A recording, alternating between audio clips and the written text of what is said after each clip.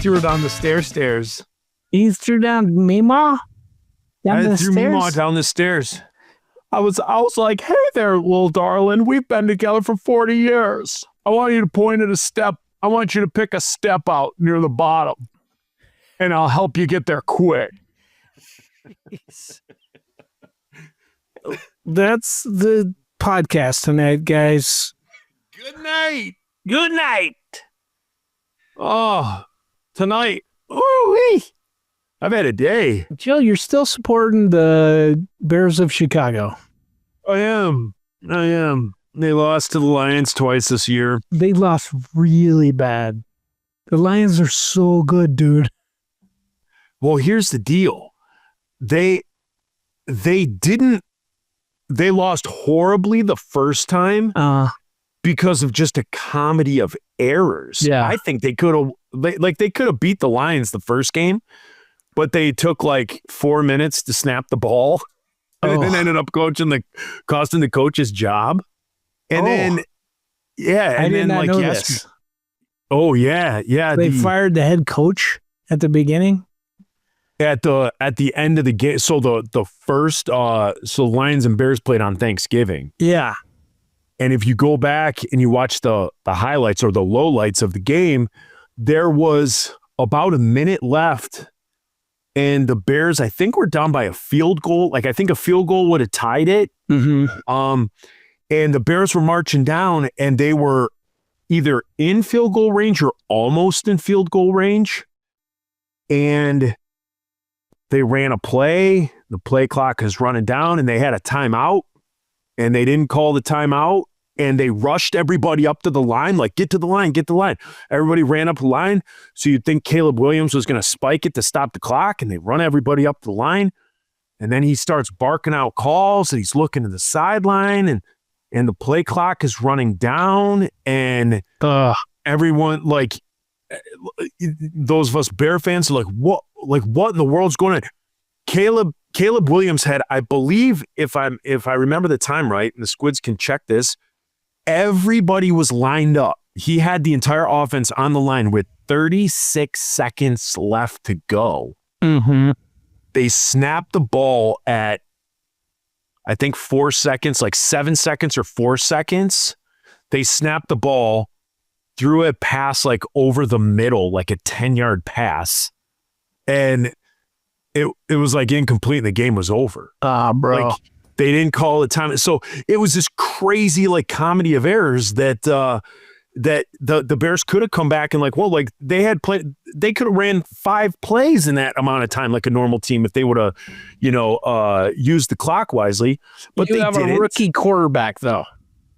Yeah. That's rookie stuff. He's a rookie, and I just don't like him. He's one of those brash. He's one of those brash, like he was. Are you familiar with like the NBA, like the Ball family? Like Lorenzo Ball, LaMelo Ball. Like, are you familiar with them? Yes, I've heard of them. Are they they're cocky?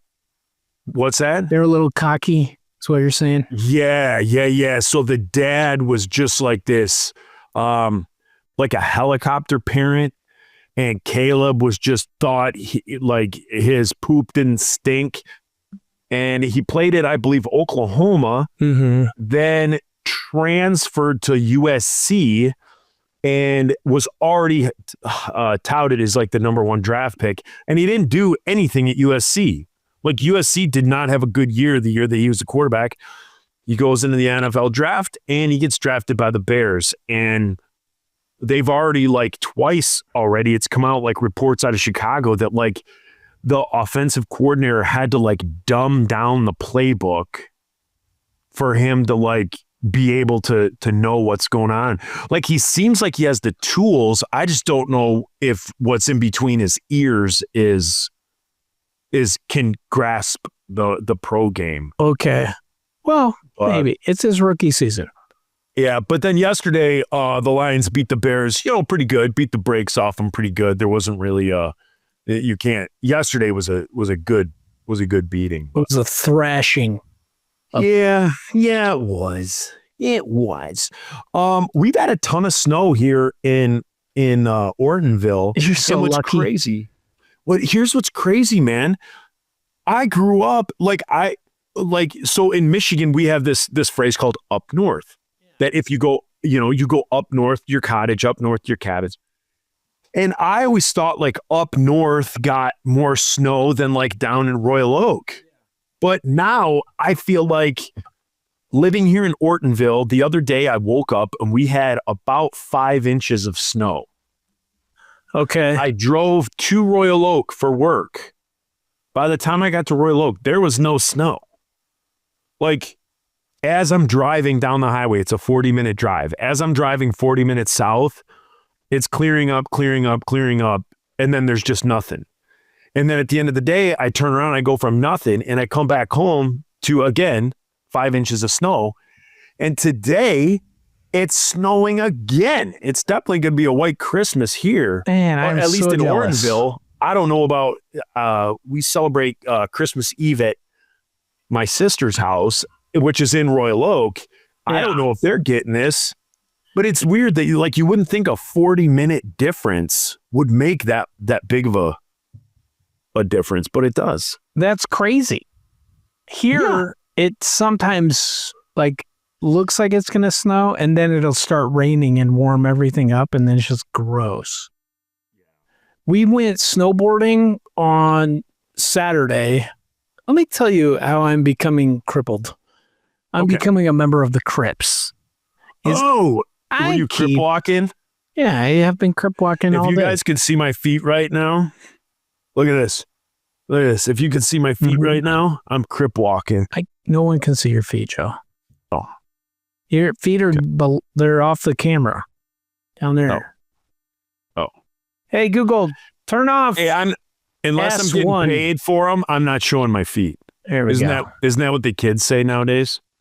Hey, Google, turn on S1. There we go. And my forehead looks shiny, Joe. That's what I was worried about. I need some powdering.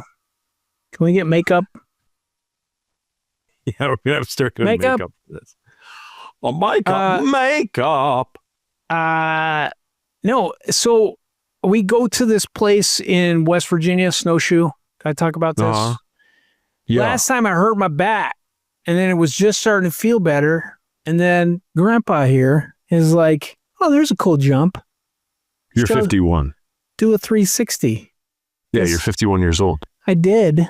And I landed on ice and I fell on my head. And my back hurts worse now. Yeah. But then after that, I did another one, but I landed it. And and I was like, "Kids, did you see that?" No, they didn't. They didn't see a thing. Remember when you were 25 or 20 and 50-year-old people did stuff and you were like, why are they doing that? They can't do it. Well, now you are those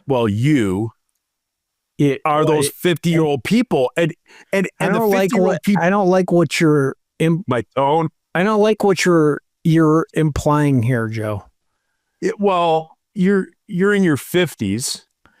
Barely. I'm like in my 1 40s. year. Maybe a year, 2 years into it. That's all. That's not barely. Still in your 50s. I'm basically in my 40s, like my young 40s. What's the first number? The first number of your age? It's a 5. You're in your 50s. Joe, you're in your 50s. So when we were in our focus on this, I don't feel like this 20s. Yeah, when we were in our 20s, or when you were in your 20s and I was in my teens, and 50-year-olds did stuff. Those 50-year-olds were 20-year-olds at one point and thought that they could do that stuff, and that's why they were doing it. Yeah. And they couldn't, and they ended up on America's Funniest Video. Now, you are the 50-year-olds. I'm the 47-year-old. You're the 51-year-old who's now trying to be cool. I'm not trying, dude. I am cool. I'm in a veteran ska band. Okay, the young kids come up and they're like, "Man, I wish I could have gone to see Ska Against Racism." And I'll be like, "Yeah, I lived it. I'm going to do a 360. That's what I tell them. They come up to me a lot when I'm snowboarding. They're like, geez, I love ska. That's what kids say nowadays. And I'm like, well, want to see me do a 360, dude? And every other time I might land it. Burp. My back hurts, Joe. Speaking of ska, you know who I've been listening to a lot lately? What? Kamuri.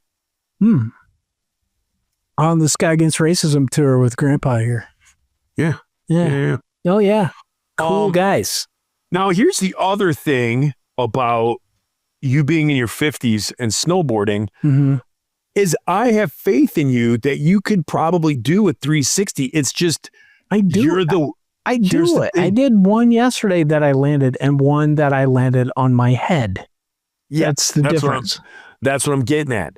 If you did it more often, but the problem is middle-aged men think back to their teens and their 20s and they're like, I can pull this out. And with a little practice, maybe you could regularly. Sure. But without practicing, like I used to be able to like dunk a basketball like pretty doggone good. Dang. I could never 360 dunk, but I could do like a 180 go up.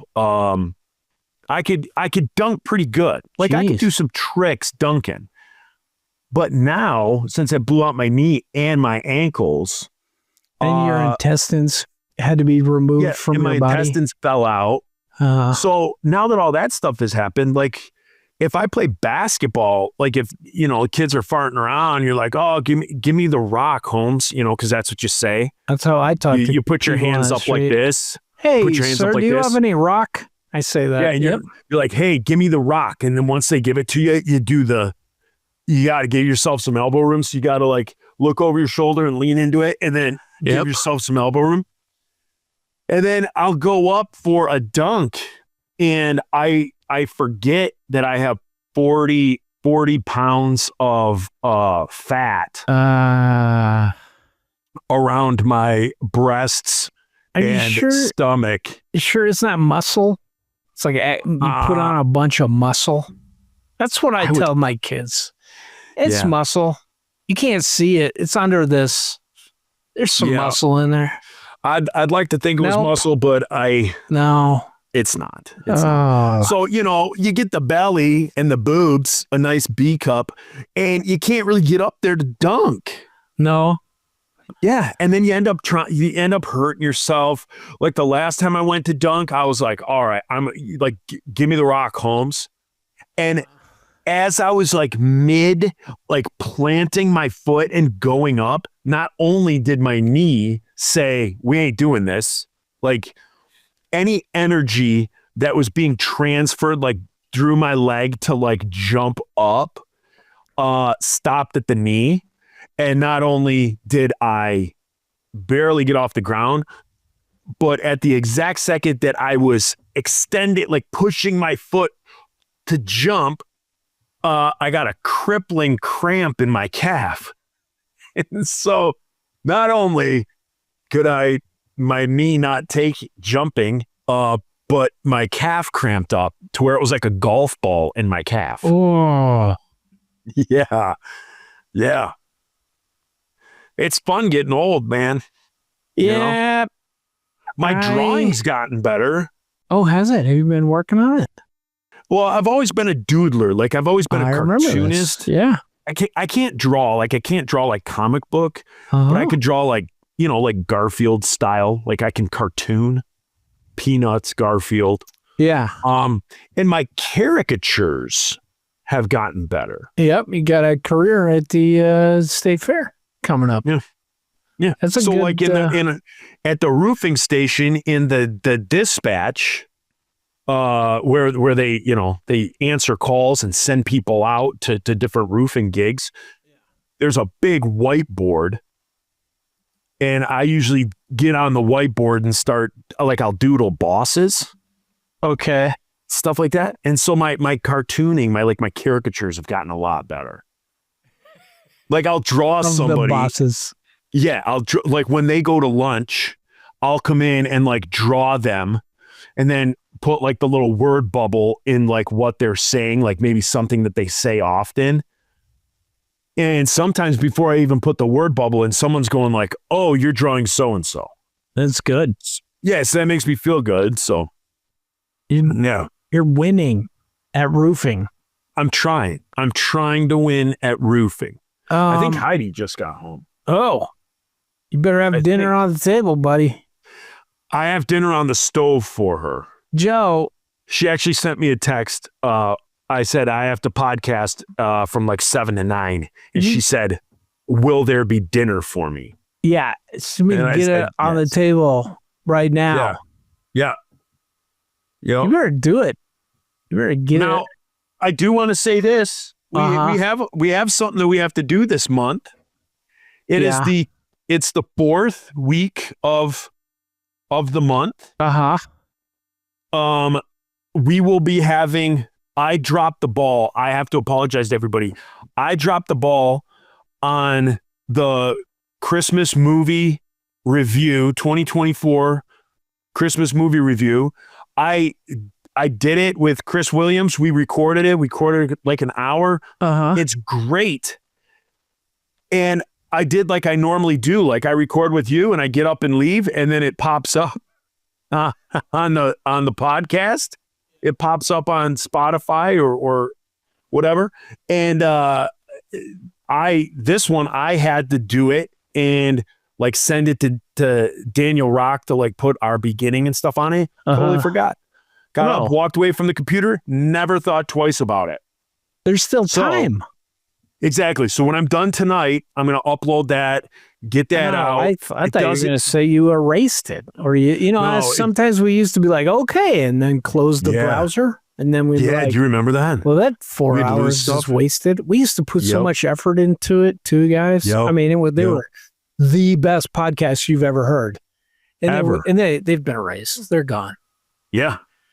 Now you get this crap. Hey, how come you took away? I had a question for you. For me? You erased it on the skeleton. I want to know what you are doing with all that time you are saving without I didn't even understand it. You always write the letters U and R for you are. And I'm like, what are you doing with all that extra time you're saving, not spelling out those words? Raze, I'm going to be honest with you. I didn't understand what you wrote. I was like, did he write this after like 6 failure puddles? I was like, what does this even mean? Probably. That's what is so funny to me. Like, what have you done with all that extra time?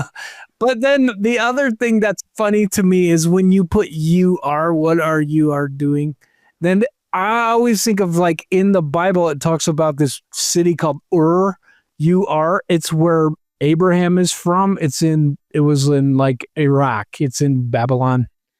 But I just think that's funny. Like, what? The land of the Chaldeans? I mean, here's the thing. Hysterical. Here's the thing with me and texting. My fingers my thumbs take up half the keyboard. What iPhone are you on? iPhone 10. You got the Pro Max? I have like the Max. Yeah, I recommend it for people like me that can't see crap, or I have dumb thumbs. It helps. I have my work iPhone. Here you go. This is me. And then my work iPhone is this dumb thing. Look at that. I'm like trying to text people at work. I'm like, I didn't say that. No. Okay. Oh, you quit. Yeah. Sorry. Yeah. No, I have the bigger one, but just my thumbs take up, like one of my thumbs takes up like half the keyboard. So when I text, I get so frustrated because if you turn the like autofill on, that's usually not texting what I want. Nope. And like the autocorrect. So that screws things up. Then if I text like, what are you doing? I'll probably have to rewrite the word what probably 3 times because I'll click other letters. So anything that I can cut short. So That's understandable. I'm sorry for giving you crap about it. The other thing that's too. all. Plus, it's texting, right? Texting, it's evolving into getting shorter and shorter and shorter. Like at some point, you're gonna text someone like you are VCTIQP, and that's gonna mean like, hey, where are you? We got to this place at the Queensway. Have you read 1984 by George Orwell? No. Okay, I recommend it, Joe. But I hear it's coming true, or it's already true. Well, this may be part of it. Like the part of how like culture is controlled in 1984 is by controlling language. So this guy that is the main character, his job is to take words and they feed him, like it'll come up and it means like that word is being eliminated from the language. So like he sends it through some pneumatic tube or something. Like all the technology in it is, you know, he wrote it what, like in the 50s, 40s? But so it's, you can tell it's got some like 40s edge. Like they'll be like, yeah, and then they'll send stuff through pneumatic tubes instead of through your iPhone. But the idea behind it is like it every time it gets close to like, oh man, that's too close to 1984, people get weird. Like they get cringy. Like, well, that's Big Brother. That's Big Brother watching you. You know, but like for me, that's one of the things that really bothered me in that book was that like they would just take words out of language and use that to control people. So like the R word, I don't agree with that being taken out of language. Like I don't agree with it because that to me smacks of that kind of level of like oversight or control. That either it's society doing it or, you know, like in 1984, it's government. But like, to me, the R word is a medical term. And like, if you're going to say, you know, you use it as slang, like this is retarded, you know, or let's get retarded, you know, that hurt people. And so I get it. Like, don't do that to hurt people, but like pick one, don't get rid of the word, pick one thing that word means and keep it. So it's hurting people who are developmentally disabled. Cool. Stop using it for that. Like, let's take away the medical definition. But then this is going to mean like you did something stupid. And it has nothing to do with that. And I get that it hurts people. Or, hey, let's stop using it for slang and go back to like, this is also a medical condition. This means that you are developmentally disabled. And it was way easier to say, especially when you haven't been I just think it's failure piles. When it's this word or anything, it's always going, like anything is always going to be weaponized, right? Yes. It's always going to be weaponized. Look at the term like white girl, white guy, cis male. Like any term you can think of, like at my junior high, let's use that as a microcosm of like what I'm trying to say. And so the teens, the youngsters are always going to they're always going to take a word and make it mean something negative. Like make fun of somebody somehow. That's human nature. Yeah. Correct. So at my junior high, we had 3 junior highs in my city. Mm-hmm. And at my junior high, everyone with special needs, they had like a whole wing of our building. And it was called the Physically or Otherwise Handicapped Individual Program. So the acronym was POHI, P-O-H-I. Uh-huh. Well, I mean, do I have to say anything else? Like you'd be in gym class and someone would be like, pass me the ball, POHI. You know, it's something like that became, dude, nobody else in the entire world knew what that meant. POHI means. Same. In Denver, they had MERSH, mentally incompetent, retarded, and socially handicapped. So that was the Oh, acronym. that's a mouthful. Sure, but like Mersh, and you'd be like, dude, that's so Mershed. And everybody in Denver knew what it was. Yeah. They're like, quit being a Mersh, dude. Yeah. Yes. So it doesn't matter what the word is. Like if it's the R word, whatever word that like, so if science comes out and says like, hey, it's going to be mentally challenged, that's what we need to say. Yeah. Well, guess what? That's all the gonna go kids at to it. school are just going, what are you, mentally challenged? Yep. Like, why did you do that? What are you, mentally challenged? Yeah. It's always, it doesn't matter because moron, idiot, those words used to be medical terms, and they were like a specific level of like how mentally challenged you were, how developmentally disabled you were. Moron, idiot. There's a couple more that we use just like to mean somebody's Supertone. dumb. Yeah, supertoned. that Sorry, was the Matt. highest level. Oh my gosh. So sorry, sir. That was Sorry, the Matt. highest level of intelligence. You didn't let me Right. finish. Sorry. Yes. And then it goes down from there. Then it's, But like you are right. And this is the thing. Like you can't correct somebody's like this negativeness by taking words out. And that's what bothers me about it is like when you remove words from our lexicon, you are doing 1984 stuff. When you address like what that is, and you're like, hey, dudes, let's be cool to each other. Like, stop doing that because you're hurting people. Stop hurting people. That's cool. Like, that should be the focus. Stop saying things that hurt people. Right? Not like this word is off limits because it offends these people.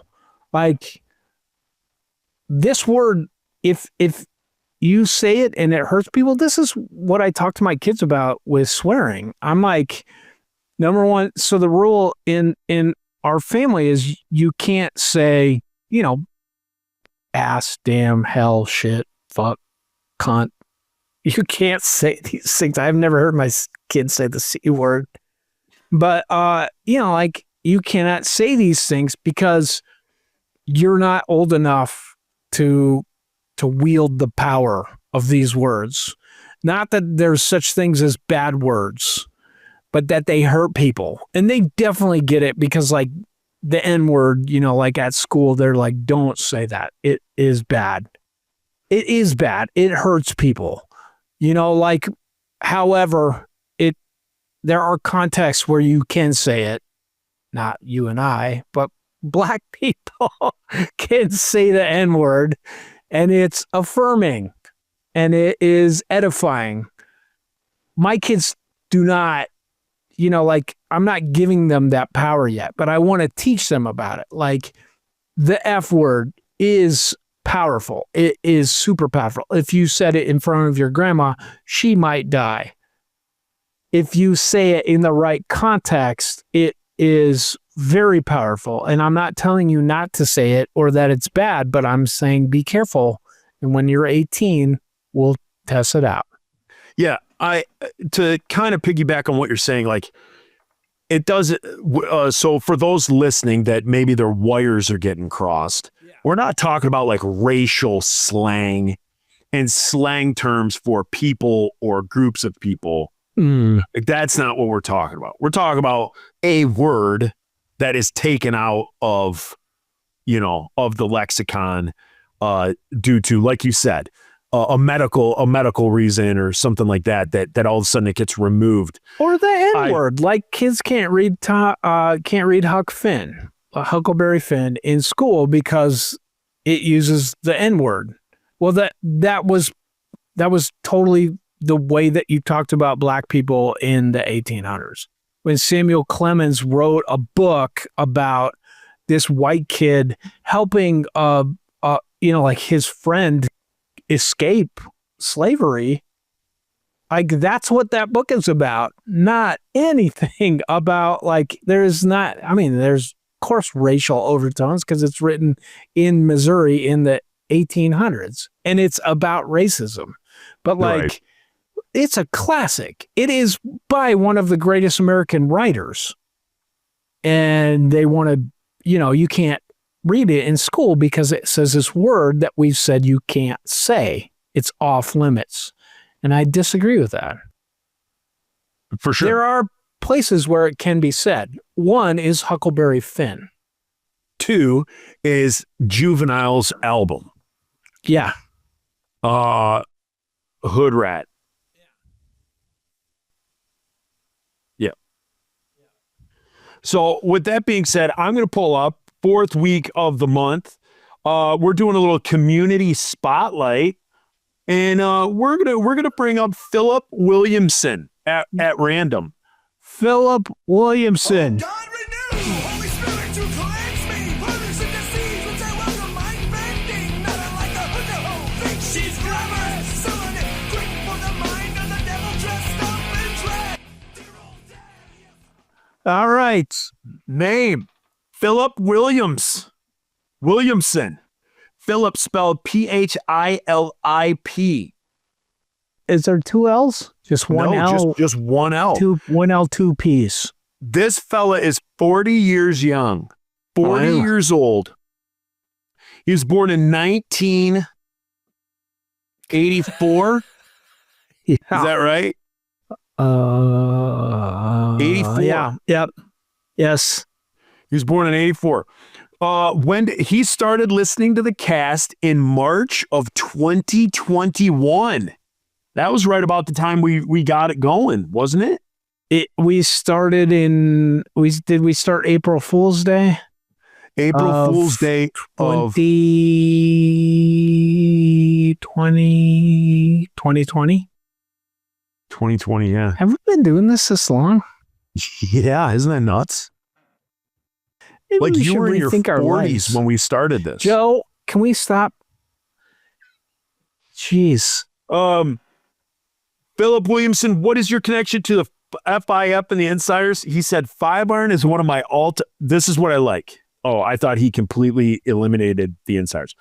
What's your connection to 5-iron and the Insiders? 5-iron is one of my all-time favorite bands. Two kids of his are named after members of the band. Sonny. And he said the Insiders Dennis. were instrumental in my musical development with Scalleluja. I think he just added that in there. I think it was more like he's more of a 5-iron fan. I think he just wanted to throw me a bone. Occupation. He's a licensed professional counselor in a state-funded psychiatric inpatient facility. That dude's seen some stuff.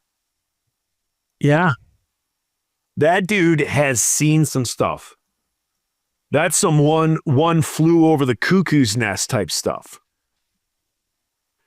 His immediate family is his wife, Brittany. Oh, and here's where the named kids come in. Philip. Here's where the named kids come in. He's got a kid named Reese. And He's it's got a girl. kid. I don't know. And it's He's got a girl's kid name. named Micah. Then he's got a Grayson because he likes Robin. All right. And he's got a kid named Emery, which is Heidi's maiden name. So there you go, Joe. Yep. He completely skipped over everything Insiders. He just went 5-iron and the Heidi. Wait, Heidi took your name? No, she didn't. Oh, that's smart of her. I have new respect. Yeah. No, she didn't. That's good. Top 3 favorite Are you bands? going to take her name, though? I'm thinking about it. You should, Joe. It's $50. Go get your name changed. Not at all. It's so easy. Women do it all the time. It's time for us to step up. Well, go ahead. When the next time you get hitched, you do it. I got to find somebody whose last name is like Battery or Ravenclaw. Or Groper. Groper. Floper. You're like, hey, I'm dating this girl named Ashley Floper. Why? No reason. I just made a pact with Joe is all. No, you find a girl. You marry that girl from North Carolina named Reese Roper. Oh, man, I just opened your mail again. Honey, I'm so sorry. I This is can't Reese tell the Roper? difference. This is my mine wife. Rules capitalized? Yours is too. This is so weird. God, this is so weird. His top 3 favorite bands. He says it's really hard to answer this. It's really based on his mood and the season time of year. I would agree. He says, but maybe Reliant K, Five Iron Frenzy, and the 1975. Oh, like, yeah, dude. Good choice. I was like, this is going down fast, but then the 1975. Do you listen to that band? They're so good. No, my buddy Cal, it's his favorite band of all time. I have never listened to him. What? Joe? I wouldn't know one of their songs. Listen to Cal. He tells the truth. Joe. Me and him haven't always agreed on music. Mm-hmm. I'll tell you a good band, the 1975. Also, the Chain Gang of 1974. And also Silage. Yeah, they were a good band. Watusi. Mm-hmm. His 3 favorite movies. He'd say he says movies or franchises ? I'd say Elf, The Dark Knight, and Lord of the Rings trilogy. Oh. That has to be a seasonal thing because there is no way someone's favorite movie is Elf. It's a good movie. It might be my second favorite Christmas movie. No, third, because Die Hard. I'm going to have to say Die Hard. I want it to be my favorite Christmas movie, but have you seen It's a Wonderful Life? I just watch it and cry. I cry so much. I'm one of those people, I don't consider either of those movies a Christmas movie. Joe, what? Neither of those movies are a Christmas movie. It's a Wonderful Life is not? No. Merry Christmas, Bedford Falls. Hi. Hey, Bird, Ernie, it's Merry Christmas. The last what do you want, 2 minutes, Mary? The last 2 minutes of the movie, he says Merry Christmas to a couple of people. Hi, Mary. It's about redemption and Christmas. Jimmy Stewart. Hi. You know, Jimmy Stewart, when you're watching him in the bar and he's about to lose his shit, and you're like, that's acting. He's about to lose his shit because he was a bomber pilot. And he's like seen some shit. It's so good. Jimmy Stewart. Hi. Those pedals. I found them in my pocket. Is that you? Is that you, Bert? Hi, Mary. What do you want? The moon? Do you want a sandwich made of chicken? Go ahead. Sorry. His top 3 favorite books, Tomorrow and Tomorrow and Tomorrow. The Empyrean series. Oh, that is good books. I agree with you, sir. Is Tomorrow and Tomorrow and Tomorrow a book? I don't know. I'm about to check it out because this guy's got good taste. My top 3 favorite books, and then it says Tomorrow, comma, and Tomorrow, comma, and Tomorrow. Then it's a period. Then it says the Empyrean series, comma, Throne of Glass series. That's another series. I've never read the Throne of Glass series, but I'm about to check out both because this guy's got good taste. What's the Empyrean series? Except for how he names his kids. It's this sci-fi thing. It's so cool. It's really cool. You can get it on Audible. That's how I got it because I can't read. Okay. It's very cool. You can just yawn. You're like, books. Dude, Yawn. I've read so many books this year. Read? I'm finishing up. Do you mean read? Listen okay. to. I'm finishing up Beneath a Scarlet Sky right now. Okay. I don't know what that is. It's a World War II, supposedly a true story about this dude who was part of like the Italian resistance. Oh, wait. I don't know. It's a good book. That. They're going to make a movie with Spider-Man in it. Yeah. Oh, yeah. It's real good. Good job, Joe. Okay. That's a good... Joe, come on. It's good. It's really it's good. Okay. It's good. It's not. Joe! His 3 favorite drinks: an Irish trash can. I don't know what that is. An old fashioned, and an espresso martini. All right. Cheers to you, sir. His favorite meal, I'm guessing these are different meals, not all together. Pizza, pork katsu, and sushi. All right. Those are good choices. I don't know what pork katsu is. It sounds Korean. I know what pizza is, and it's my kryptonite. Uh-huh. Um, What do you think sushi I Superman's absolutely kryptonite love. is? Do you think it's pizza? No, I think Superman's kryptonite is always having to try and do good. Have you seen the trailer for the new Superman? Yeah. Man, every I time didn't a like new that the Superman dog comes was out, in it. every single time they come out of the new Superman, same thing. I'm just like, oh my gosh, this is going to be it. Hope. It's so, yes, pork katsu, a crispy pan-fried pork cutlet with tonkatsu sauce is popular in Hawaii, where it's served with rice and mac salad. I think I've had this in Hawaii. His personal poop story, he doesn't have one. Jeez. Oh, wait, we got to get going here because we got to do our Patreon. And his last one is what you want the community to know about you. The bravest thing of all is to hope. So, ladies and gents, that is Philip Williamson. We got to get going because we have to interview on the Patreon. We are going to be interviewing Joshua Lawless. But right now, we got to thank our Patreon members. Bros before hoes, Philip. I mean, hoes before bros. I forgot about hoes. Yeah, you can't. You know, and that's what Santa tells us to do. Well, ho, ho, ho. Let's get to our audience here. We got to thank our Patreon members. All right. Am I going first or you? You are going first. Oh, Joe, I'm not ready. Oh, Jiminy.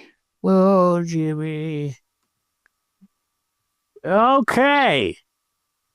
Relationship manager. First of all, I'd like to thank ALX, Amy Landers, Annie Myers, Anarchy, exclamation point. Anarchy!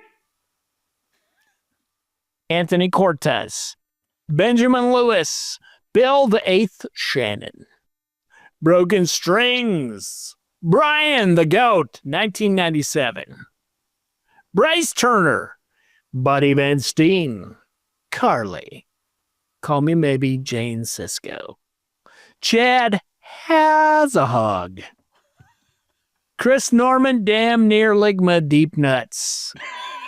Oh, good job, dude. Chris Prose, Chris Williams, Christy, Hale. Hale no. Craig's still waiting for Joe's email, Phillips. Joe, what's your email? Should I tell him? No. Dan Stemple, Daryl, Dave, David, can I go one Christmas without hearing Michael Bublé, Lottie? No. I don't think you can. You gotta move. Go to some place where like all you're hearing is some guy named Yorgi or Yorgi. That's the best Christmas. It's called the Czech Republic. David Love, David Rourke, David Vossel, Derek Bunn, Derek Sigmund, Doug Thorset. Thorset, I hardly knew it. That's my girlfriend. Eli Salazar, Emery LaFleur, Emily Thomas, Frank the Tank, Heather Ford, Hugh Jass. I excel at sleeping. I saw a sign that said, "Watch for children."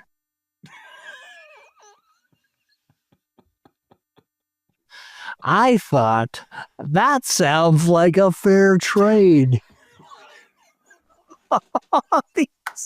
these guys must have gotten together to make these go together. Oh, man. I'd rather not say. In fact, I can do it with my eyes closed. Why are these so funny? Oh, my gosh, I'm crying. Jared Cramblett, Jason Powell, Jenny Blake, Gary Valkunen, Jeremy Thomas, Joe Curtis, John Porta, Jordan Heilman, Josh Fennel, and last of my reading, Josh Post. Your turn. All right, I don't know how I can follow up the way you were reading it. I have a feeling you can. I have one here. I'll try to do it in the same voice. Joshua Lawless, a.k.a. Damn Near Ligma. Katie Bot Nickeltron. Ken Slapka.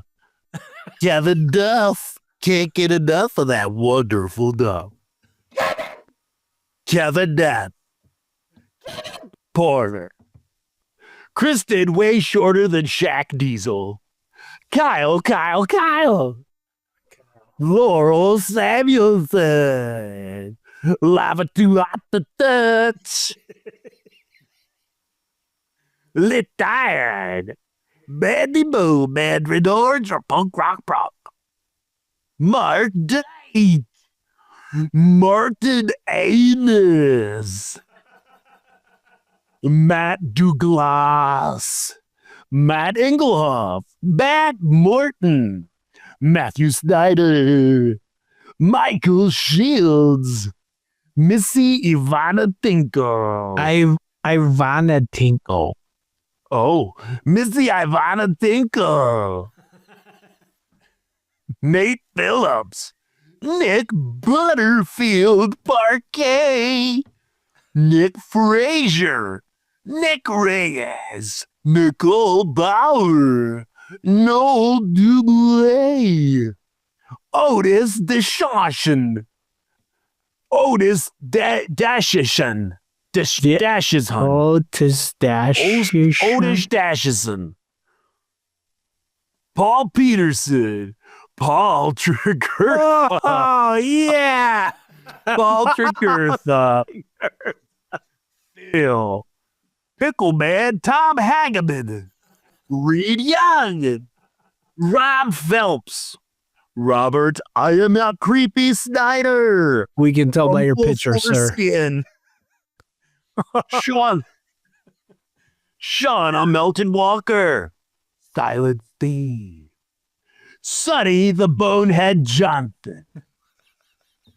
Steven Seaberg. Stephen Morrow. Super Dave Osborne. Tim Payne. Tim Brio. Todd Grassman. Talking like this makes my neck hurt. Trent